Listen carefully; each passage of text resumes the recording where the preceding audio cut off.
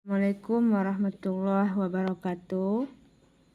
Baiklah Ananda semua, pada kesempatan ini kita akan membahas tentang kebijakan dan strategi dakwah Rasulullah Shallallahu Alaihi Wasallam di Madinah. Kenapa kita harus mempelajari materi ini? Yang pertama adalah agar dapat memetik ibrah dan hikmah dari perjalanan dakwah Rasulullah Shallallahu Alaihi Wasallam di Madinah. Kemudian yang kedua, meneladani kepemimpinan dan ketinggian akhlak Rasulullah Shallallahu Alaihi Wasallam. Yang ketiga, mengunggah jiwa kita dengan mengingat kembali betapa besar dan hebatnya peradaban Islam dan revolusi Islam yang dicanangkan oleh Rasulullah Shallallahu Alaihi Wasallam. Yang terakhir, agar menjadi inspirasi dan cerminan dalam bertindak. Jadi, apa saja kebijakan dan strategi Rasulullah dalam mengembangkan dakwah di Madinah? Penasaran kan? Sebelumnya, lihat dulu video-video yang telah Umi bagikan kemarin. Yang pertama, Rasulullah membangun Masjid Nabawi. Rasulullah mendirikan masjid di tanah tempat penjemuran kurma milik dua orang anak yatim, Sahal dan Suhail bin Amr. Tujuan membangun masjid adalah sebagai tempat ibadah, belajar, pertemuan, memecahkan masalah-masalah yang berhubungan dengan masyarakat, dan membicarakan strategi dakwah. Kemudian, bagaimana Rasulullah dalam mempertemukan Muhajirin dan Ansar? Bagaimana beliau mempersaudarakan antara orang-orang Muhajirin dengan Ansar? Nabi Muhammad SAW senantiasa menganjurkan persaudaraan antara kedua sahabat dan melarang semangat kesukuan sehingga bersatu menjadi kokoh yang kuat. Di antara persaudaraan yang beliau tetapkan itu adalah Rasulullah dengan Ali bin Abi Thalib, Hamzah bin Abdul Muthalib dengan Zaid bin Harith, Abu Bakar dengan Kharijah bin Zaid, Umar bin Khattab dengan Utbah bin Malik, Ja'far bin Abi Thalib dengan Mu'az bin Jabal, kemudian Talha bin Ubaidillah dengan. Yang ketiga, memadamkan persengketaan Aus dan Kharaj. Yang keempat, piagam Madinah. Rasulullah meletakkan dasar-dasar politik dan tatanan sosial masyarakat. Terhadap golongan Yahudi, Nabi membentuk suatu perjanjian yang melindungi hak-hak asasi manusia dan menjaga kerukunan antar agama yang dikenal dengan piagam Madinah. Perjanjian ini mengandung prinsip egaliter, pluralis, demokratis, dan humanis. Adapun isi piagam Madinah adalah yang pertama, kaum Yahudi bersama kaum muslimin wajib turut serta dalam peperangan. Yang kedua, kaum Yahudi dari Bani Auf diperlakukan sama seperti kaum muslimin.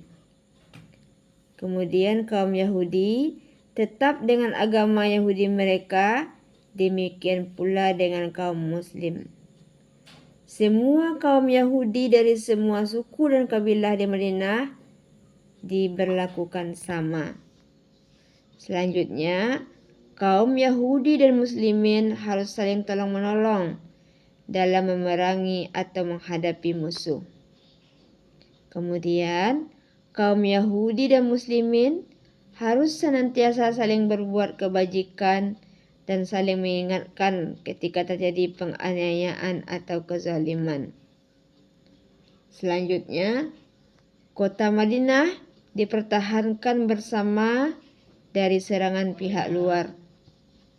Yang terakhir, semua penduduk Madinah dijamin keselamatannya, kecuali bagi yang berbuat jahat. Nah, Ananda, itu isi dari piagam Madinah. Selanjutnya, hubungan dengan luar Madinah.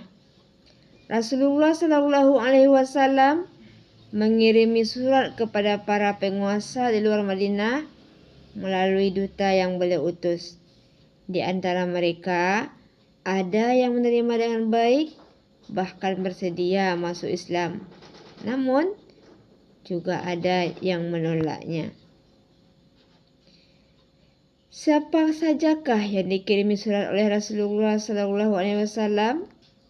Yang pertama adalah Heraklius, Kaisar Romawi. Suratnya diantar oleh Dakhiyah bin Khalifah. Kemudian Kisra Persia, suratnya diantar oleh Abdullah bin Huzaifah.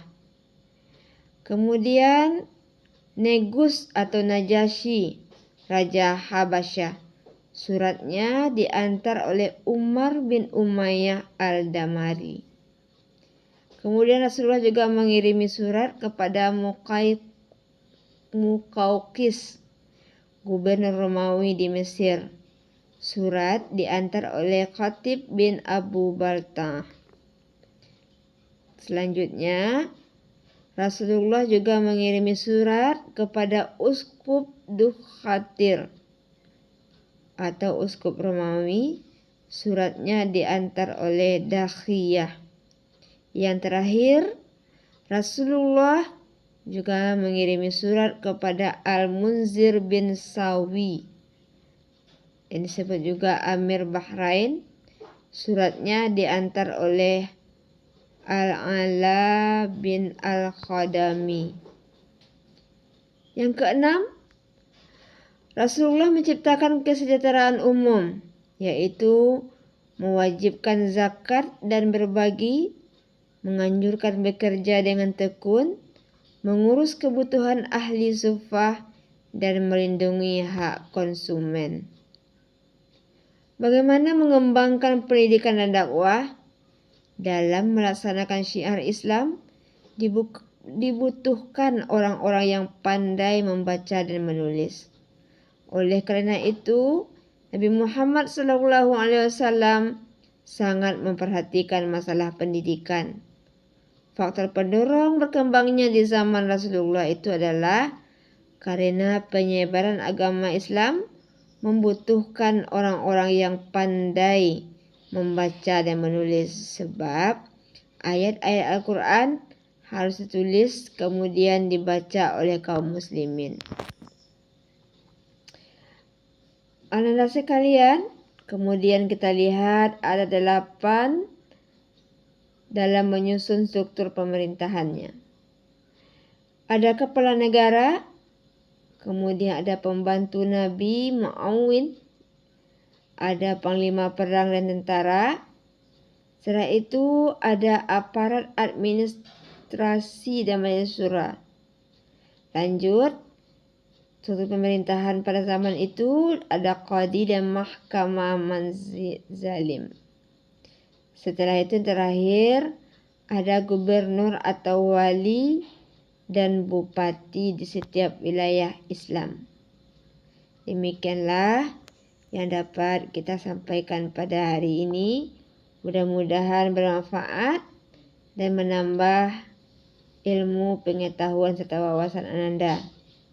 Diharapkan juga dengan mempelajari ini menjadikan sebagai ibrah dalam kehidupan sehari-hari. Wabillahi taufik wal hidayah. Assalamualaikum warahmatullahi wabarakatuh.